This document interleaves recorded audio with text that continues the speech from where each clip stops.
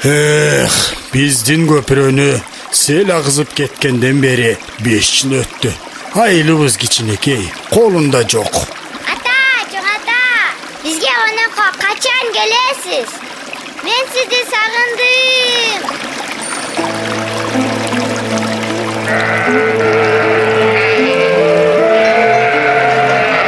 Аркы жээкти карасаңар, жайлоонун жайыты сонун экен. Койлорду ошол жакка жайсак болот эле, бирок сууну кечип өтө албайбыз. Дарыя агызып кетет. Айтпа, кошуналар талаага жардамдашканы чакырышкан. Бирок менин трактор менен дарыяны кечип өткөндөн корком. Өтө кооптуу. Кандайсыңар коңшулар? Көпүрөсү жок, качандан бери кыйналып жүрөбүз. Жардам күтөбүз. А эгер баарыбыз биригип бүт айыл акча чыгарсак, биз аны өзүбүз эле оңдоп алабыз.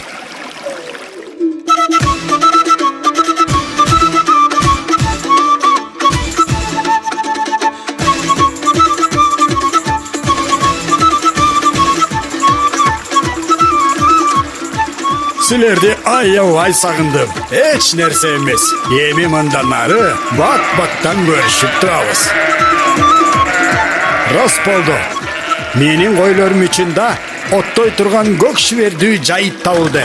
Менимче тракторга 1 жылдык иш турат. Мен силерге айтпадым беле. Эгер биргеликте эмгектенсек, бардык жумуш колдон келет. Анткени күч бирдикте.